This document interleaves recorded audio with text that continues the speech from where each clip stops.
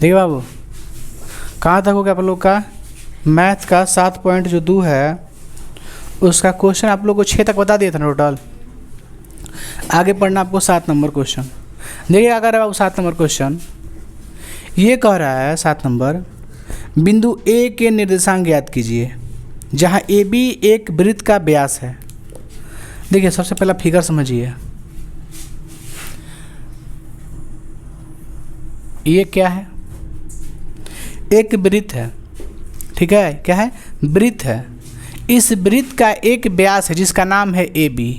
ये क्या है, व्यास है जिसका नाम क्या है, ए और बी नाम है। आगे बढ़ते हैं। व्यास किसे कहते हैं, केंद्र से होकर गुजरने वाली रेखा को व्यास कहते हैं।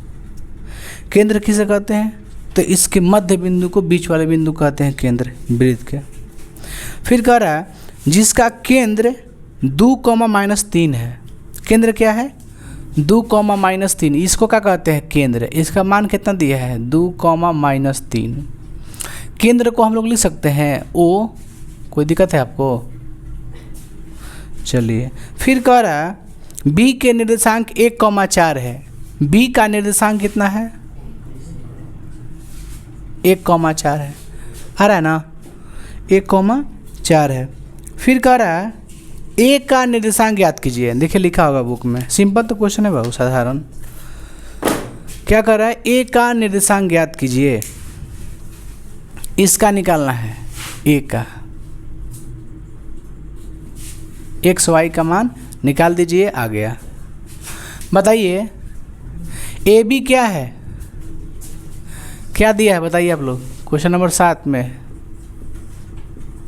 क्या दिया है, तो कहिएगा ए बी क्या है बाबू, ए बी एक व्यास है जिसका केंद्र कितना क्या है, ओ है ना, केंद्र ओ। केंद्र किसे कहते हैं, तो व्यास जो है ना, व्यास के बीच के बिंदु कहते हैं केंद्र। समझ गए, व्यास उसे कहते हैं जो वृत्त के बीचों बीच एकदम लिखी जाता है लाइन। चलिए, तो ए बी एक व्यास है जिसका केंद्र क्या है, ओ है। बताइए एक का निर्देशांक क्या करना है आपको, निकालना है ना जी, आपको ए का निर्देशांक निकालना है। बी का दिया है कि नहीं दिया है, कितना दिया है, 1,4। सी का दिया है, कितना दिया है बाबू, सॉरी सी कह रहे हैं, ओ का दिया है 2,-3। आपको निकालना है ए का। सोच के देखिए बाबू, ये जो ओ है ए बी का क्या दिखाई दे रहा है आपको, ओ जो केंद्र है, जो ओ है यानी जो ओ का निर्देशांक है वो ए बी के नज़र में वो क्या है, ए बी का कहाँ है, वो बीच में है, तो यानी मध्य बिंदु है। मध्य बिंदु को फार्मूला से हम लोग बना सकते हैं ना। चलिए, तो इस बात को सबसे पहले हम लोग लिखेंगे कि ओ जो है ना बाबू, ए बी का क्या है, ए बी का क्या है, मध्य बिंदु है। जब ओ ए बी का मध्य बिंदु है, ओ ए बी का मध्य बिंदु है, तो इसका मतलब हम ये कह सकते हैं कि जब ओ का निर्देशांक लिखेंगे इसे, ओ का निर्देशांक, तो फार्मूला क्या लिखिएगा, x1 plus y1 plus y2 बटा में 2, यही लिखिएगा। आगे का लिखिएगा, x1 कितना है बताइए, ओ का सबसे पहले बताइए कितना है, ओ का निर्देशांक कितना है, 2,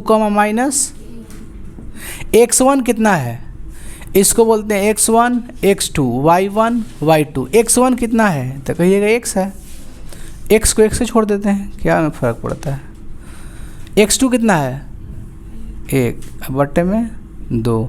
y1 कितना है, y ये है, और y2 4। चलिए अब बताइए हमको क्या निकालना है, x का y का मान निकालना है, तभी तो कहेंगे यार कि एक निर्देशांक x का मान इतना है, y का मान इतना है। तो x y के मेरे पास है ये नहीं है, तो अब बताइए क्या करिए, यहाँ से तुलना कर देना, दोनों तरफ तुलना करेंगे तो x का x के साथ और y का y के साथ आंसर आ जाएगा।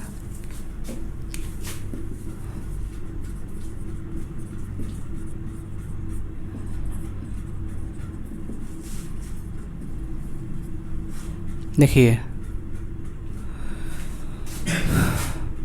2 बराबर x प्लस 1 बटा में कितना है 2 है, एक हो गया तुलना ना, एक साइड है। देखो 2 और ई और फिर -3 और फिर ई वाला -3 किसके बराबर होगा तो y प्लस 4/2। चलिए बाबू क्रॉस मल्टीप्लाई कीजिए, गुना कीजिए, तिरछा गुना कीजिए, 2 दूना 4।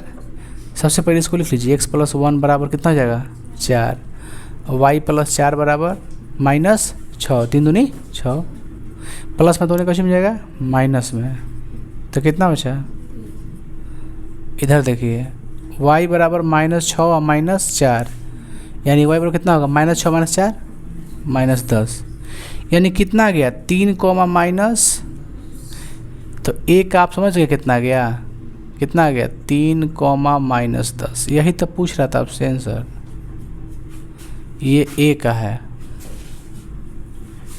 इसमें कोई दिक्कत है आप लोग को, इसे मिटाएं, चलिए इसको उतारो।